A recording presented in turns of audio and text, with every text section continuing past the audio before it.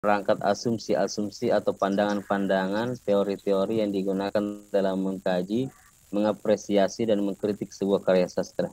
Jadi bentuk penilaian kritik sastra adalah kumpulan asumsi-asumsi, pendapat-pendapat, teori-teori yang digunakan untuk mengupas atau mengkaji, mengapresiasi sebuah karya sastra. Jadi sebenarnya kalau penilaian karya sastra cukup mendengar kata penilaian karya sastra sudah paham apa pengertiannya. Setelah itu penilaian kritik sastra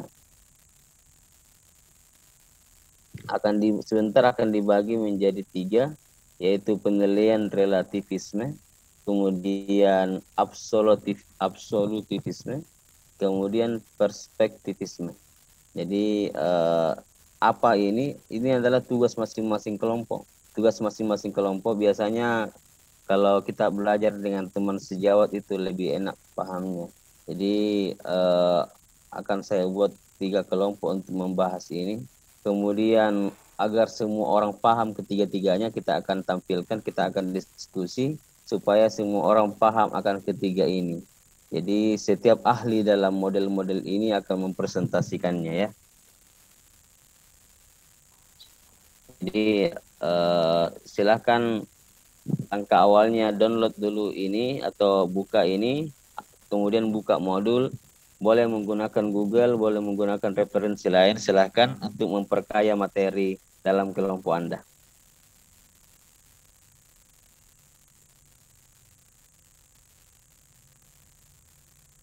Jadi saya bagi grup dulu.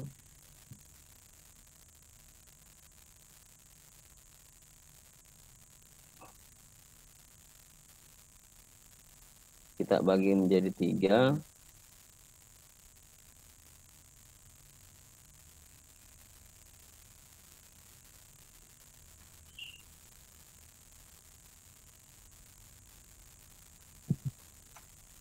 Jadi banyak sekali ini tiap kelompok banyak sekali orangnya ya, hampir 11.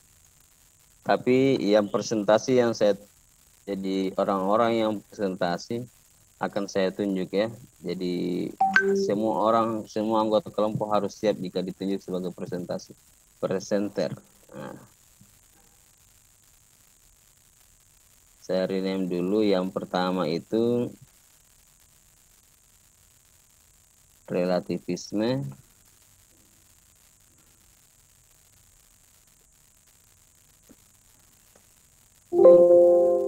Yang kedua absolutivisme.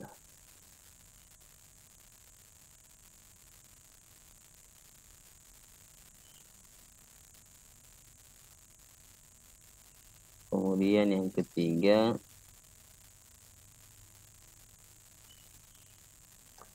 perspektivisme.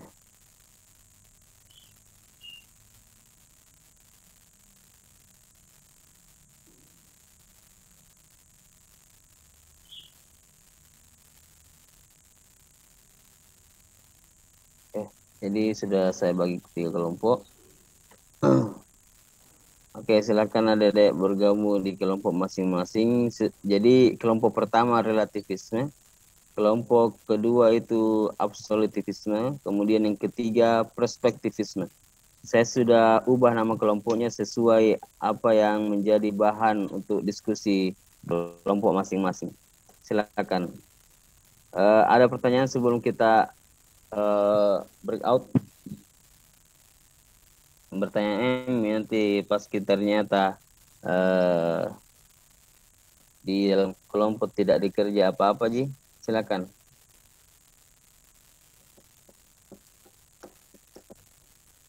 Ada pertanyaan? Kalaupun tidak ada pertanyaan, bolehlah menjawab. Bila tidak ada, Ji Ustaz. Boleh seperti itu. Tidak ada Ustaz. Ya, seperti itu. Supaya ada tanda bahwa saya berbicara dengan manusia. Oke. Silakan bergabung di rumah masing-masing. Apa Ustaz? Di mana kelompoknya Ustaz? Kita tunggu. Oh, break room. Ya. Oh, syukur. Silakan.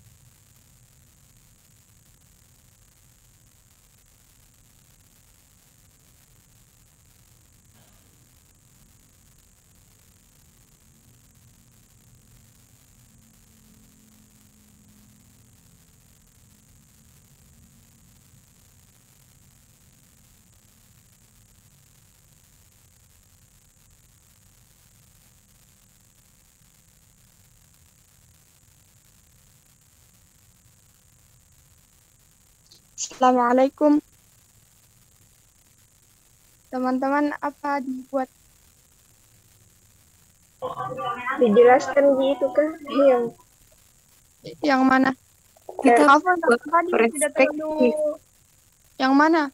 yang Apa? perspektifisme kita. Perspektif. Apa?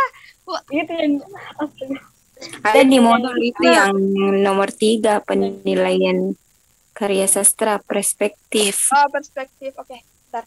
Iya. Eh, Tapi kalau mau ambil beda dari jurnal atau sumber yang lain boleh. Jadi tidak harus jadi modul juga. berarti tidak dibuat jika ya PowerPoint baru atau bagaimana? Dibuat Ki? Ini buat bisa diambil yang di sekolah. Harus nanti dipresentasikan kah? Maksudnya harus hari ini dipresentasikan atau Hari ini. Hari ini. Subhanallah.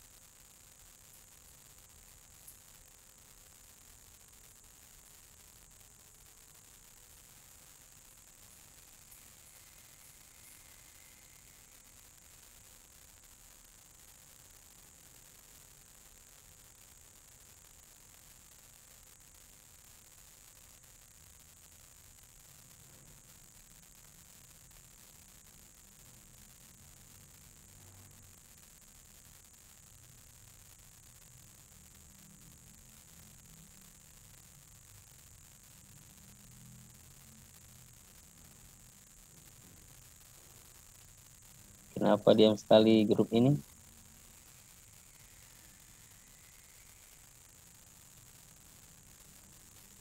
Apa lagi bersemedi atau sedang mengerjakan Mujafir? Baca materi Ustaz. Ya, soalnya di grup lain ribut-ribut. Pas ini tidak ada suara. Oke, silakan. Ribu juta tahu Ustaz. Oh ya. Diskusi dia. Nah, percaya kalau ada keribut, pasti kalau ada kok.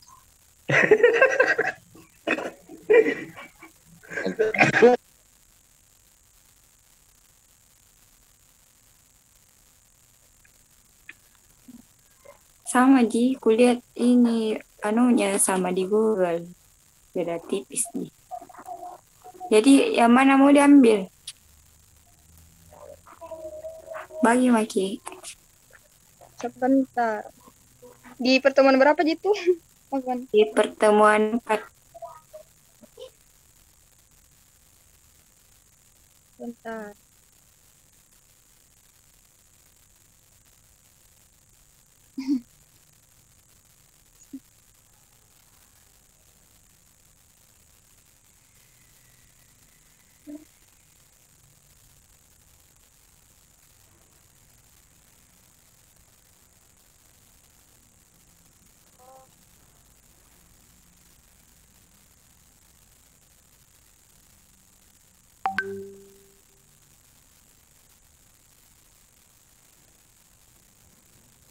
Bentar, bagus kapan kalau share screen jadi supaya bisa dibaca.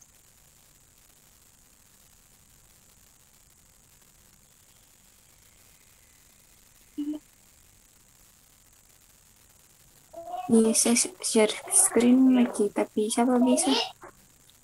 Nggak Coba, bisa. coba. Kelihatan kah? Ya, Ini. Yang ini kah? Model penilaian perspektifisme. ya. Itu mau coba penilaian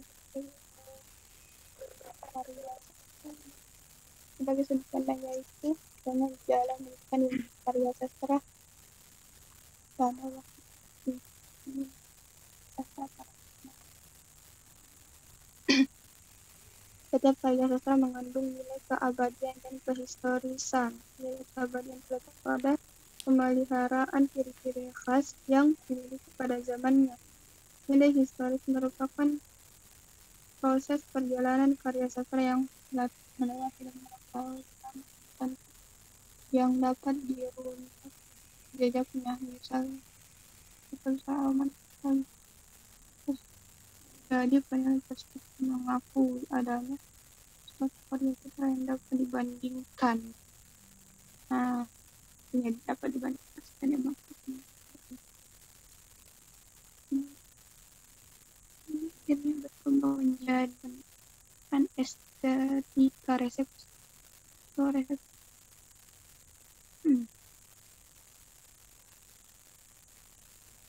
Untuk penilaian perspektif lebih jauh, dapat dikatakan bahwa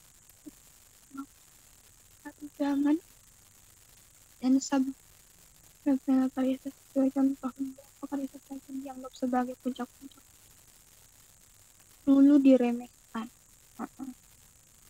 oleh karya sastra dianggap tulisan seorang yang sedang mabuk, tapi 50 tahun kemudian itu lebih tinggi daripada karangan.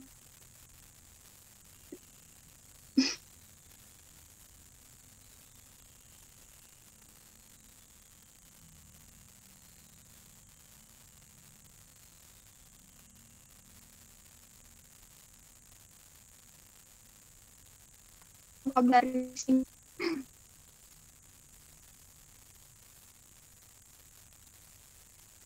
bentar.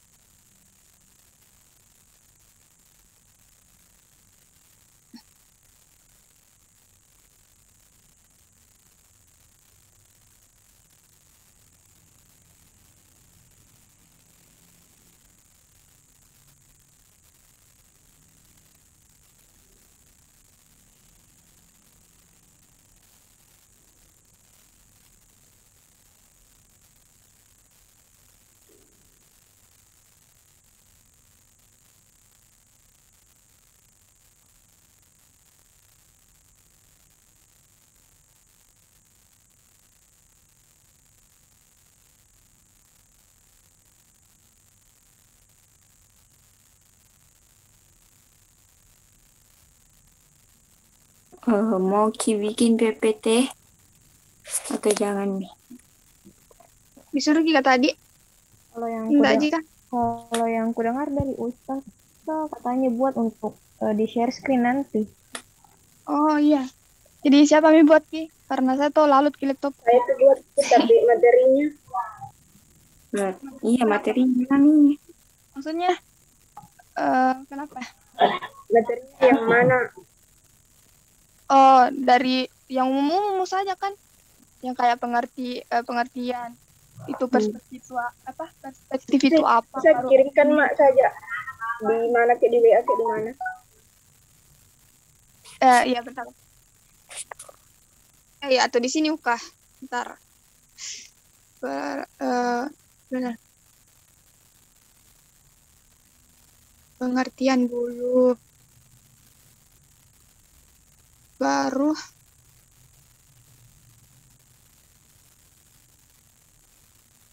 kalau dari sini tuh adakah jenis-jenisnya ini? Penilaian perspektif atau apa? Kalau menurut tak? Atau Tidak ada jika ya. ada jika karena tuh yang dari kubaca ada kayak nilai-nilai di dalamnya, kayak nilai keabadian, nilai-nilai yang lain. Siapa tahu masuk Ya, itu, memang. siapa tahu masuk itu karena apa kan perspektif kayak dari sudut pandang tato, jadi misal dari sudut pandang sosial ke apakah atau dari sudut pandang yang lain. Kayaknya dari ini keyakinan gitu. Ya begitu-gitu. Jadi terbagi tuh paling ini nilai perspektifisme Ini kan sebab perubahan penilaian terhadap satu karya. sebab Perubahan. pengertian dulu terus pembagiannya terus sebab apa tadi mana Sebab perubahan penilaian. sebab perubahan penilaian maksudnya apa Itu sebabnya itu tuh perubahan penilaian itu dalam satu karya itu bisa disebabkan karena keyakinan seseorang atau masalah sosial atau masalah agama. Kan biasa orang-orang beda agama, beda juga caranya menilai suatu karya sastra.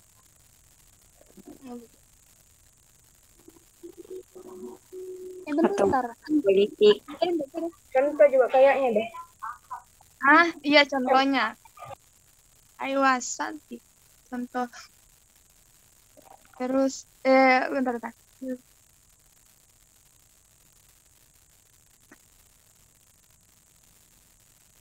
apa bedanya nih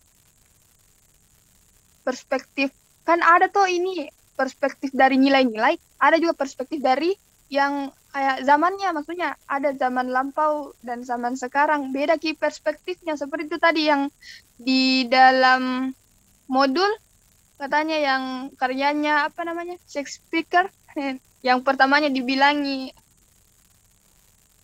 karya orang yang sedang mabuk, terus pasnya zaman sekarang tuh diagung-agungkan ki karyanya, jadi maksudnya terbagi kajiannya, maksudnya nilai ada yang berdasarkan nilai, ada yang berdasarkan zaman atau bagaimanakah? Menurut teman-teman?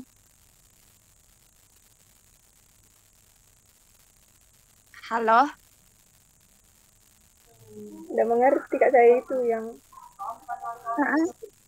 Shakespeare apa?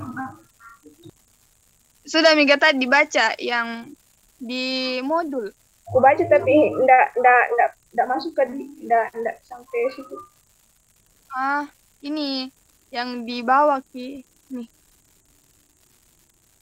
Ini kayak contoh panel perspektif lebih jauh dapat dikatakan bahwa ada paham perspektif mengakui adanya pengaruh zaman dan subjek. Atau pengaruh kayak ini apakah masuk di pembagian penilaian perspektif atau apa? Yang ini adanya pengaruh zaman dan subjek dalam penilaian karya sastra. Sebagai contoh, beberapa karya sastra yang kini dianggap sebagai puncak-puncak kesusastraan dulu diremehkan. Jadi ada kayak pembagian waktunya mungkin. Karya sastra modern itu bagaimana? Ini kayak Hamlet karya Shakespeare apa namanya itu kah? Oleh Voltaire dianggap tulisan seseorang yang sedang mabuk. Tetapi 50 tahun kemudian, Victor Hugo menilai karya itu lebih tinggi daripada karangan-karangan resen, dewa, drama Prancis. Gitu-gitu. Jadi, siapa yang buat kini? Mana? Materinya bisa nih dikirim tempat ada yang sudah buat. Kita buat Kika. PPT-nya siapa? saya. Oh iya. Bentar. Pengertian Ya, pembagian kirim ke WA tamu. Oh iya. Pengertian. Dulu masih bingung kak saya pembagiannya. Pembagian berdasarkan nilai kah atau pembagian berdasarkan zaman? Atau ditulis dua-duanya? Ya Allah. Kalau misalnya dua-duanya. Kayaknya keduanya Eka karena beda zaman kan berbeda juga cara penilaiannya orang. Gitu. Iya.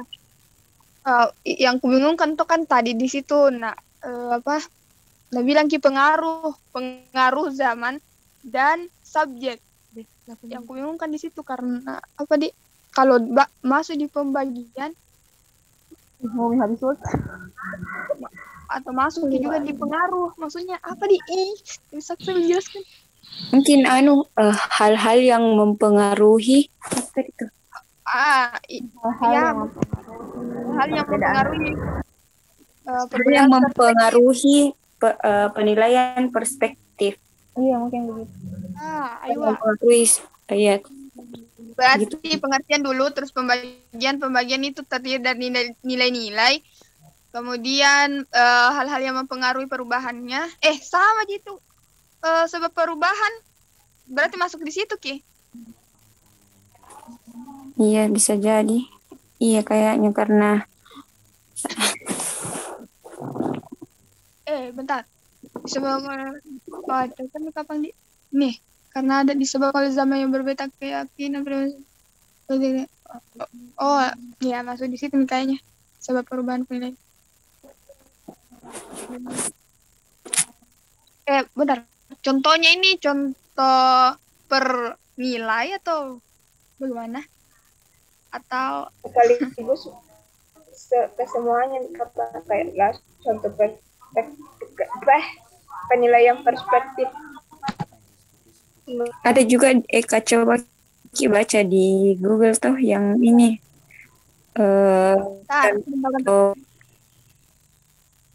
contoh lainnya karena luar gitu, maksudnya karya sastra dari luar kita kurang ini ada contohnya puisinya Khairil Anwar. Bentar, apa diketik di Google? Apa tadi aku ketik saya? Ini model penilaian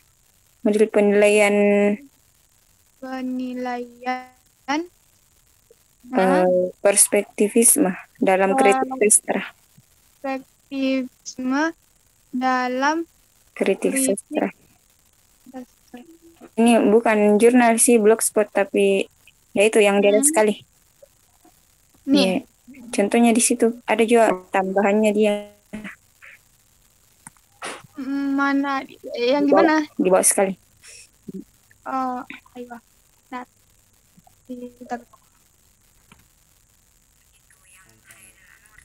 Nah, ini mau ku cari juga. Mana Khairil Anwar.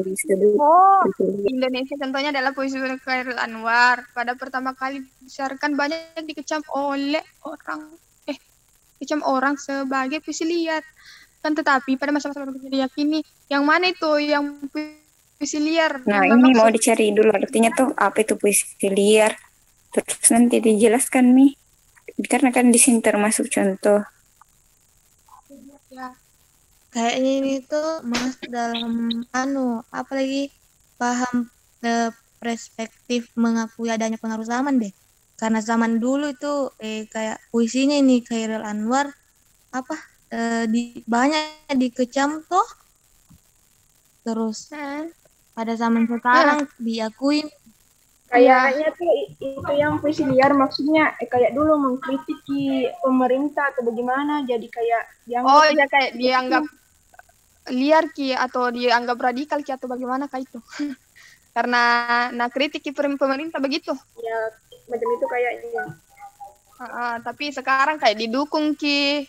Ya dianggap sebagai tapi itu tadi kan masuk contoh apa yang kayak pengaruh apa tadi Lia? Kalau hanya bersama apa? Contoh paham perspektif yang mengakui adanya pengaruh zaman. Itu contohnya itu mengakui adanya pengaruh zaman. Bentar, mengakui adanya pengaruh zaman. Tapi tadi tuh itu yang zaman masuk jadi sebab. Maksudnya bagaimana nih?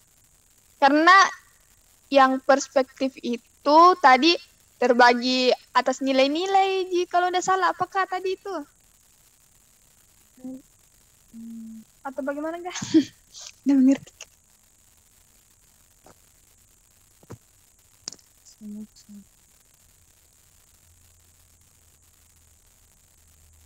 Masuk dicontoh bisa kapan masuk dicontoh ini baru sebabnya kan masih beda saja.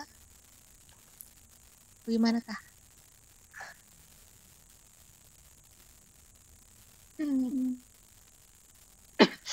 Nggak tahu.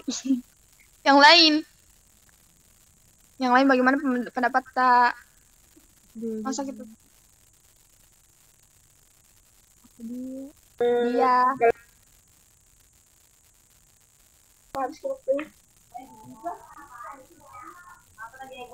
Apa? Kalau misalnya ada materi yang kayak bisa dikirim saya karena sampai habis waktunya diskusi, nah enggak jadi baca materi.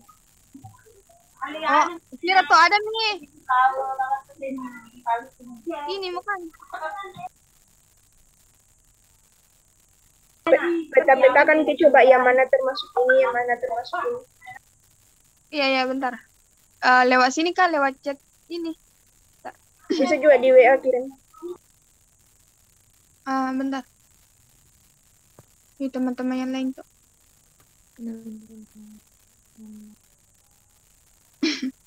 Mana Je? Gila, Nur. Gimana?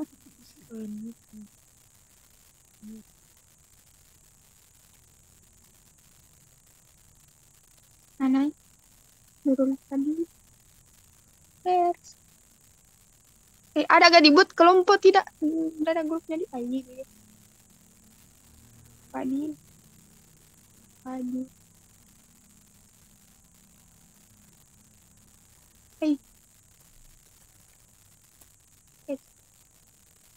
Pengertian. Deh. Tempel. Terus tadi apa tadi? Pembagian apa? Pembagian. Loh. Pembagian. Bentar.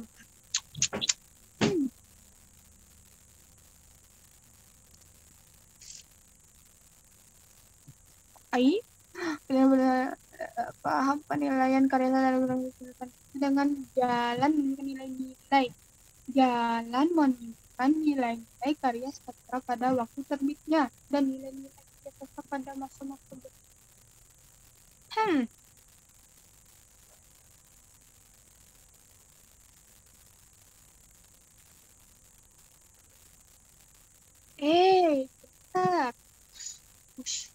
Takut.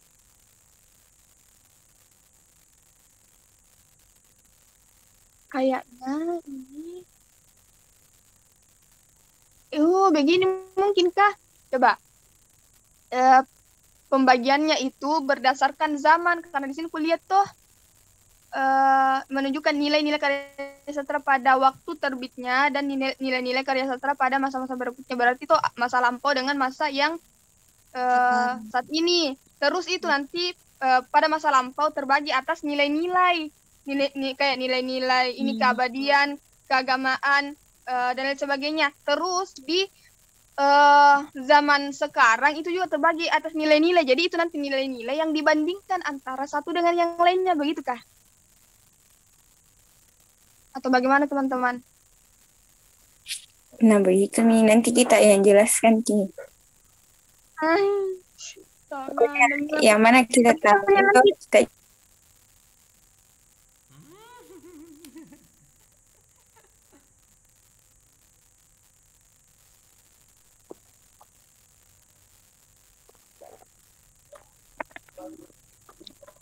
Oke. Tiap kelompok punya waktu 10 menit ya. Maksimal 10 menit maksimal. Silakan kelompok 3. Kelompok 1 saya dulu. Kelompok 1 silakan.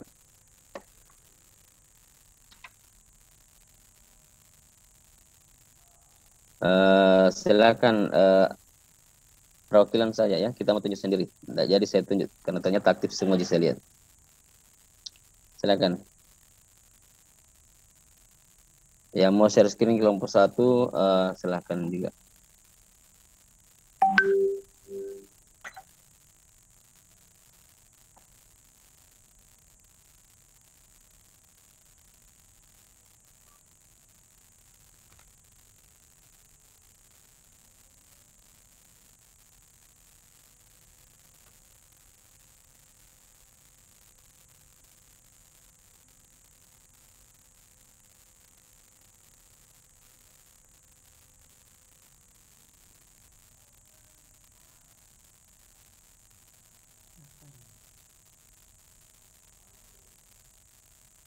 Siapa yang jelaskan nih?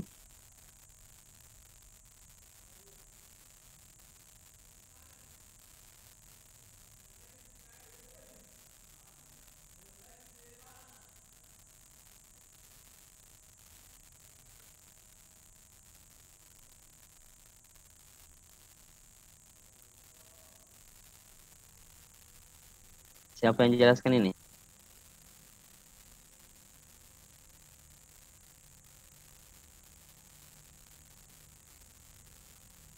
Coba Nurul Muhlis sama Nurul Muhlisa. Iya, Ustaz.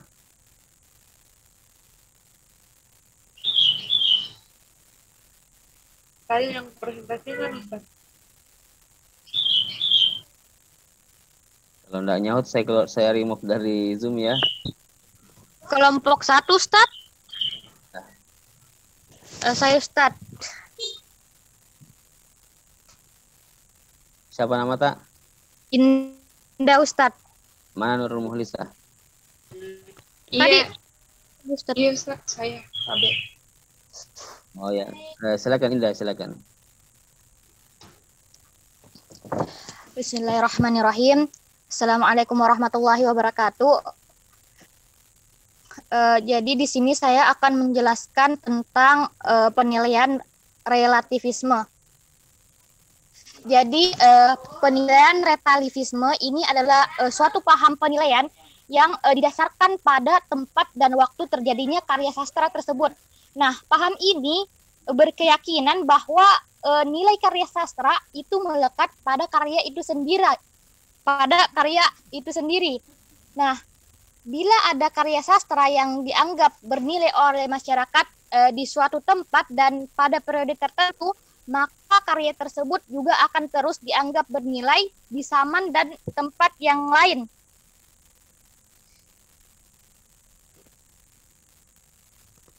Slide selanjutnya.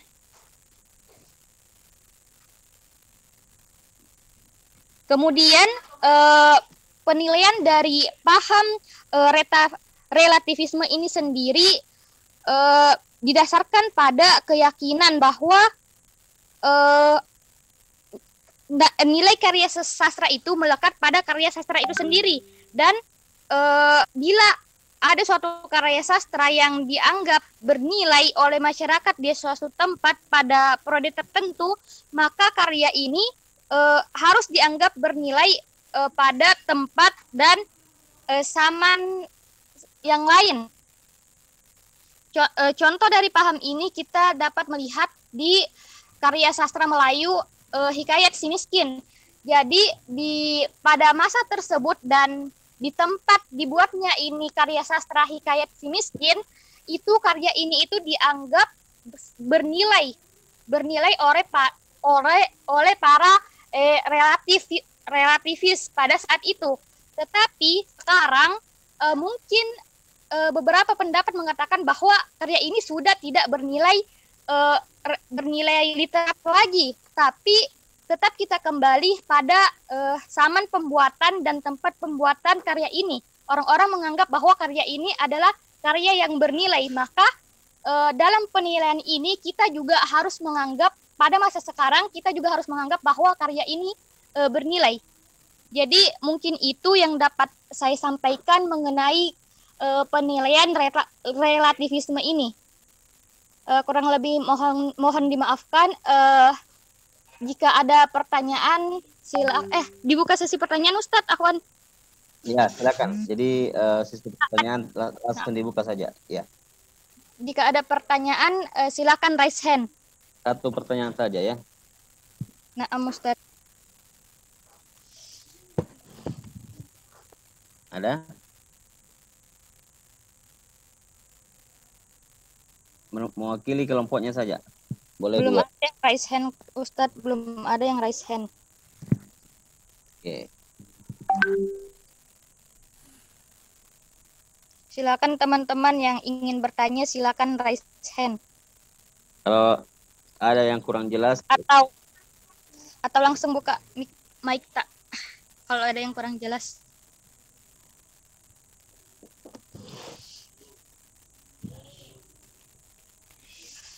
Oke, jika tidak ada langsung lanjut ke kelompok 2. Nama Ustadz, syukran. Oke, silakan kelompok 2. Absolutivisme.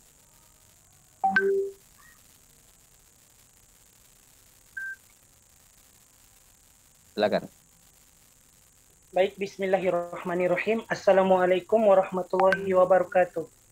Waalaikumsalam warahmatullahi wabarakatuh. Assalamualaikum warahmatullahi wabarakatuh. Baiklah, pada kesempatan kali ini kami dari kelompok 2 akan menjelaskan model penilaian absolutivisme. Baik.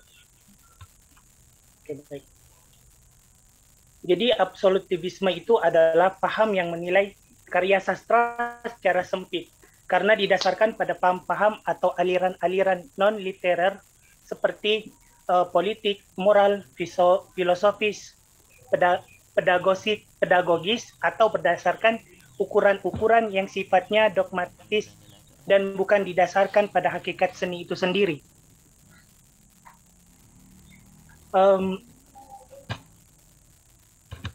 Baik. Di sini kita ada contoh penilaian absolutisme. Sebagai contoh, pada zaman Renaissance, para kritikus judisial menggunakan standar penilaian karya-karya Yunani klasik serta sastra Latin terhadap karya sastra tertentu, sehingga sifat penilaiannya menjadi dogmatis dan konvensional.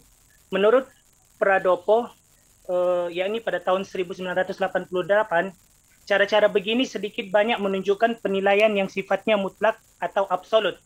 Hal tersebut sejalan dengan pendapat Suigno tahun 2013. Paham penilaian ini menilai karya sastra berdasarkan paham-paham atau aliran-aliran non-literer. Di samping itu juga, para kritikus modern memakai hukum-hukum drama klasik sebagai standar penilaian drama-drama modern.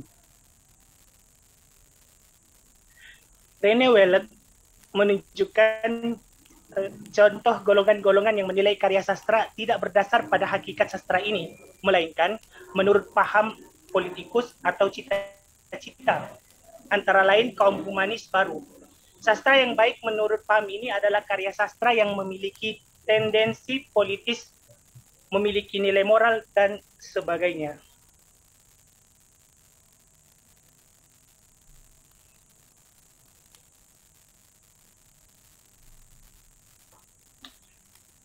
Di sini kita ada contoh penilaian absolutivisme di Indonesia. Di Indonesia, kritik model ini berkembang pada tahun 60-an seperti penganut paham bahwa sastra adalah seni bertendensi, yakni seni untuk seni. Paham ini kemudian dikembangkan oleh golongan Lekra, suatu lembaga kebudayaan yang bernaung di bawah Partai Komunis Indonesia, suatu partai yang sudah dibubarkan dengan TAP MPRS nomor berapa nih? XXB/MPRS/1966. Dengan paham penilaian ini, sastra Indonesia pernah diributkan dengan usaha menganyang puisi-puisi Chairil Anwar dan roman tenggelamnya Kapal Van der Wijk, karangan Hamka. Lekra bersemboyan politik adalah panglima, artinya segala bentuk kegiatan kebudayaan harus mengabdi kepada kepentingan politik, yaitu politik komunisme.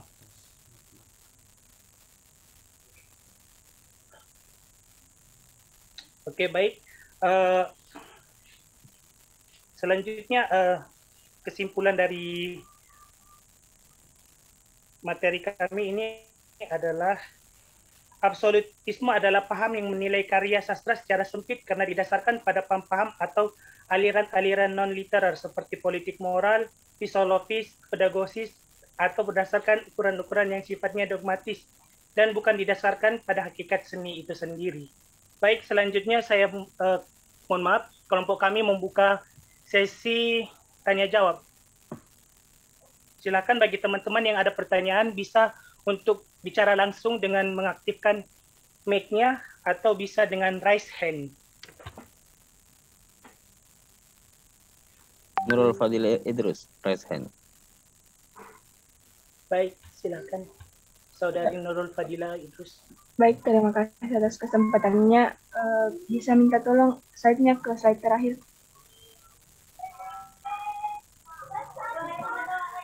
Ya, di sini dikatakan bahwa politik adalah panglima, di mana segala bentuk kegiatan kebudayaan harus mengabdi kepada kepentingan politik.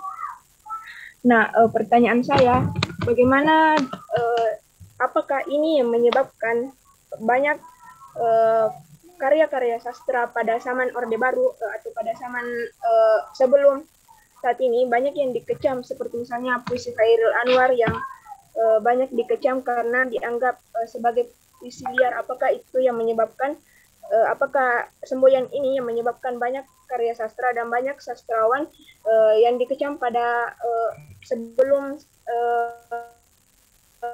masa reformasi? Terima kasih. Baik, terima kasih atas pertanyaan saudari Nurul Fadila Idrus.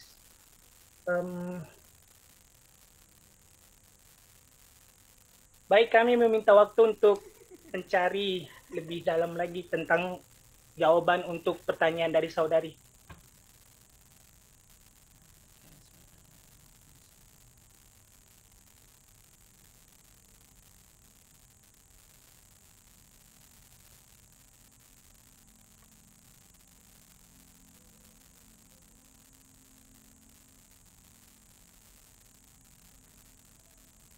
Apa Ustadz, ini kami bisa minta waktu atau dilanjut dulu ke kelompok selanjutnya Ustadz? Supaya tidak terbuang waktu percuma, biar lanjut dulu, tamput saya pertanyaan dulu. Baik. Kemudian di akhir nanti kita sama-sama diskusi. Ya, baik Ustadz. Ya. Atau ada pertanyaan lagi dulu untuk kelompok 2? Kalau masih ada, tampung saya dulu. Bertanya dulu, nanti jawabannya di akhir. Ada lagi? Oke, jika tidak ada, kita lanjut ke kelompok 3.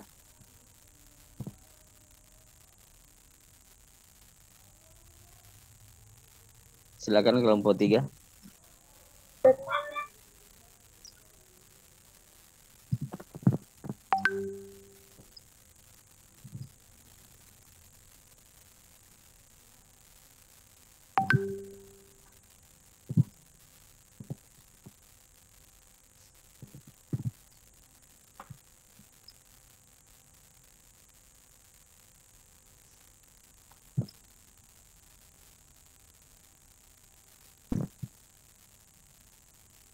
Bismillahirrahmanirrahim. Assalamualaikum warahmatullahi wabarakatuh. Di sini kami akan menjelaskan tentang penilaian perspektivisme. Yang dari penilaian perspektivisme itu sendiri. Nah, di sini dijelaskan bahwa perspektivisme adalah paham penilaian karya sastra dari berbagai perspektif, tempat, waktu, dan sudut pandang, sehingga karya sastra bisa dinilai dari waktu terbitnya dan pada masa berikutnya. Paham ini berpendapat bahwa karya sastra bersifat abadi dan historis. Abadi karena memelihara ciri-ciri tertentu, historis karena karya sastra itu melampaui suatu proses yang dapat dirunut jejaknya. Dengan kata lain, karya sastra dapat dibandingkan sepanjang masa berkembang, berubah penuh kemungkinan penilaian. Karya sastra itu strukturnya dinamis melalui penafsirnya sepanjang zaman, yaitu berubah menurut tanggapan penafsirannya. Dilanjut tentang pembagian penilaian perspektivisme itu sendiri terbagi antara zaman lampau dan zaman sekarang. Jadi zaman lampau itu terdiri dari nilai-nilai, misalnya nilai keagamaan dan lain sebagainya. Nah, nilai-nilai tersebut nantinya lah yang dibandingkan perspektifnya antara zaman lampau dan zaman sekarang. Nah, kemudian next. Kemudian di sini ada perubahan penilaian perspektivisme. Perubahan penilaian terhadap suatu karya tertentu dapat disebabkan oleh zaman yang berbeda, keyakinan pribadi, sosial, religius, politik, serta ideologi kesenian. Adapun contoh penilaian perspektivisme adalah, pertama, contoh beberapa karya sastra yang kini dianggap sebagai puncak-puncak kesusastraan dulu diremehkan. Hamlet, karya Shakespeare oleh Voltaire, dianggap tulisan seseorang yang sedang mabuk. Tetapi 50 tahun kemudian, Victor Hugo menilai karya Shakespeare itu lebih tinggi daripada karangan-karangan Racine. Di Indonesia, contohnya yaitu puisi Chairil Anwar. Pada pertama kali disiarkan, banyak dikecam orang sebagai puisi liar. Akan tetapi pada masa-masa berikutnya diyakini orang sebagai puisi yang tinggi nilainya. Nah, itu dari kami. Silakan yang ingin bertanya, raise hand.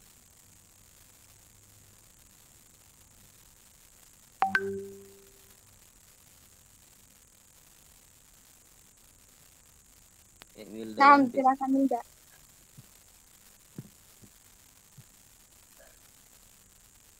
Assalamualaikum warahmatullahi wabarakatuh.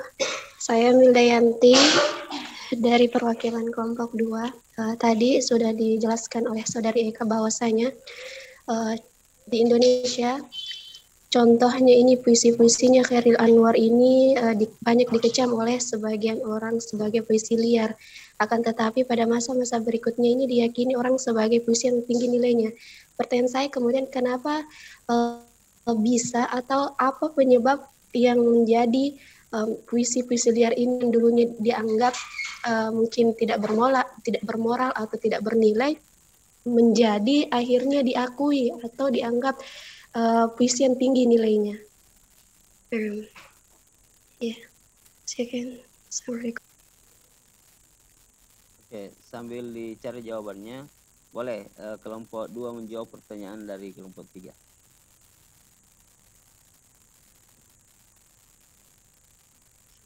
Jadi garis Apaan besarnya kelompok 1 bukan kelompok 2 apaan? Ya, nggak apa-apa. Jadi kesimpulan dari ini sebenarnya garis besarnya adalah relativisme itu adalah fokus ke karya sastra dengan zamannya itu sendiri. Jadi berpendapat bahwa ketika dia bagus di zamannya itu ya sudah tidak ada penilaian lagi. Kemudian kalau penilaian dari absolut itu yang dia tidak nilai dari dari alurnya, dari ceritanya, dari karya-karya intrinsiknya, tapi dia lebih di arah politiknya seperti itu. Kalau perspektif lagi dia mengatakan bahwa penilaian seseorang itu bisa berubah sesuai dengan perkembangan dari lingkungannya, perkembangan dari pola pikir manusianya, jadi seperti itu. Jadi dia bilang karya sastra itu boleh jadi di zaman dahulu tidak bernilai, tapi baru sekarang disadari bahwa sebenarnya itu sangat bernilai. Seperti itu garis besarnya untuk 3 kelompok ini. Jadi silakan kelompok 2 diberi tanggapan. Apa Ustaz bisa menjawab tadi pertanyaannya dari Milda? Boleh, silakan. Nah, itu tadi puisinya Khairul Anwar dikatakan sebagai puisi liar dari perspektif kami sendiri. Itu kan dulu pada zamannya Khairul Anwar itu pemerintahan pada saat itu penuh dengan kediktatoran. Nah, di situ belum ada kebebasan untuk menyampaikan pendapat. Nah, ketika ada seseorang yang menyampaikan pendapatnya seperti kayak menyindir pemerintah lewat puisi-puisinya atau dan lain sebagainya yang seperti itu, langsung diproses, langsung dianggap radikal, dianggap keras dan lain sebagainya, karena pada saat itu memang belum ada kebebasan untuk berpendapat. Nah, pada saat sekarang itu sudah ada kebebasan untuk berpendapat. Jadi orang yang sejalan dengan pemikiran Khairul Anwar tentang misal Khairul Anwar mengkritik pemerintah melalui puisi-puisinya dan itu didukung oleh sebagian besar rakyat Indonesia, itu puisi tersebut menjadi diterima di masyarakat karena ya seperti itu. Nah, bagaimana Saudari Milda? Iya, paham. Syukron, kelompok 3. Ya, apaan? Satu lagi dari pertanyaan kelompok 2. Dari kelompok 3 ke kelompok 2.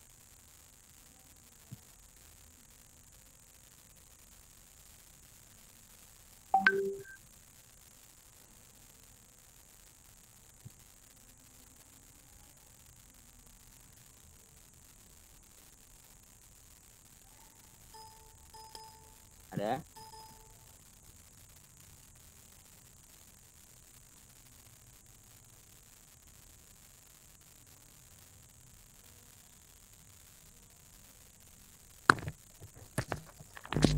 Iya Ustaz, hadir. Ya, silakan. Sebagai pertanyaan dulu, Fadilah tadi sebagai panglima, jadi harus dilihat dulu politik ini dijadikan sebagai apa? Politik kan selalu dijadikan sebagai seni untuk memperoleh kekuasaan, baik secara konstitusional ataupun non konstitusional.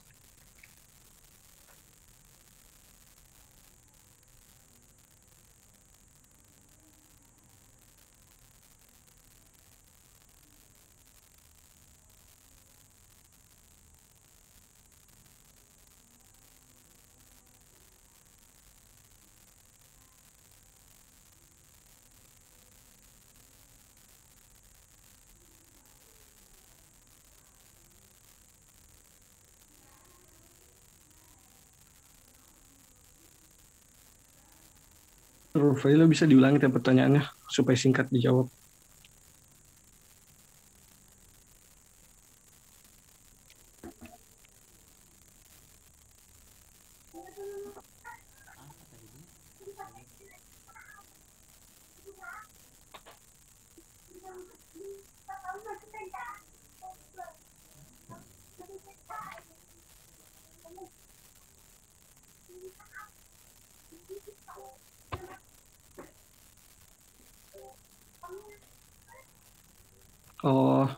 Tadi apakah semboyan itu yang membuat karya-karya sastra banyak dikecam? Sebenarnya dogma absolutisme itu sangat menghegemoni sebenarnya, bukan hanya pada saat Indonesia setelah merdeka, bahkan jauh sebelum Indonesia merdeka. Contohnya waktu masih zaman kerajaan saja, hanya sastrawan atau hanya orang yang memiliki ilmu banyak yang dapat memasuki banyak lini, entah itu lini pemerintahan, lini perdagangan. Karena orang-orang perdagangan tidak bisa masuk pada lini pemerintahan pada saat zaman kerajaan. Jadi di sini kita dapat melihat bahwa sastra itu memiliki peran besar atau kekuasaan sebenarnya yang lebih besar. Nah, itulah yang membuat sastra harus bisa ditundukkan agar dapat menaikkan politik kekuasaan baru, karena sastra dijadikan sebagai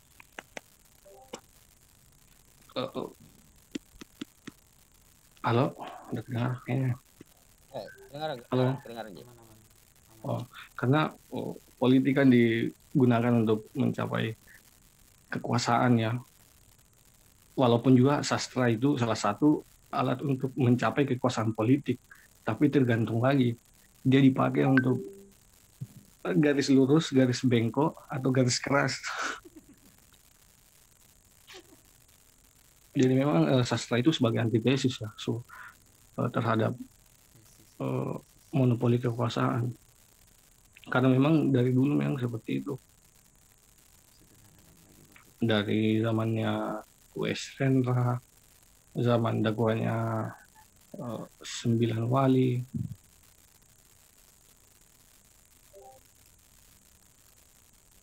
Jadi bukan hanya semboyan itu yang menyebabkan sastra selalu ditundukkan. Banyak penyebabnya di zaman-zaman sebelumnya. Syukur, Ustaz. Oke, siapa tadi bertanya? Fadila ya? Milda siapa? Fadila Idrus, Ustaz. Saya Ustaz. Apa pertanyaan tadi? Jadi pertanyaan tadi Fadila kayaknya adalah apakah gara-gara penilaian ini sehingga puisi-puisinya Hairil Anwar dikatakan puisi liar, begitu Fadila?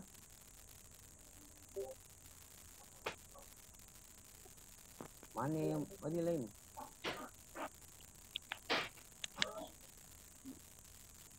Ya, jadi sudah dijawab tadi oleh Iqbal. Jadi inti pertanyaannya itu Fadila, dia bilang apakah gara-gara penilaian absolutisme itu sehingga menjadikan puisi-puisi Hairil Anwar dikatakan puisi liar. Dijawab oleh Iqbal tadi dengan penjelasan yang bagus ya, yang jelas bahwa memang dari dulu bahwa puisi itu dijadikan sebagai alat untuk meninggikan kekuasaan atau ya mendukung suatu pemerintahan boleh. Dan bahkan karya sastra bisa dijadikan sebagai alat mengkritik kekuasaan. Dan boleh jadi gara-gara penilaian absolutisme ini sehingga menjadikan puisi-puisi Hairil Anwar dikatakan sebagai puisi liar. Itu karena melihat dari politiknya saja. Akan tetapi menurut kalau menilai dengan perspektifisme, dia sebenarnya memiliki nilai sastra yang sangat tinggi ya, dia bilang begitu. Oke, adik-adik sekalian, itu diskusi kita pagi ini tentang bagaimana kita menilai karya sastra. Di akhir pertemuan ini silahkan menuju sebentar, setelah saya tutup silahkan menuju sekolah dan simpulkan apa yang Anda dapatkan dari diskusi ini. Minimal 30 kata ya, diketik langsung minimal 30 kata, jangan copy-paste sama temannya. Kemudian langsung di menu tugas karena batas waktunya cuma sampai 9.20. Ada pertanyaan?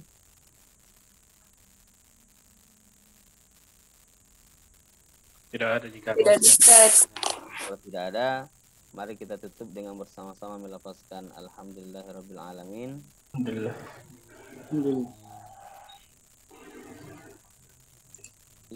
Asyhadu an la ilaha illa anta nastaghfiruka wa natubu ilaik. Dan jangan lupa untuk mengerjakan tugas langsung setelah ini. Assalamualaikum warahmatullahi wabarakatuh. Assalamualaikum warahmatullahi wabarakatuh.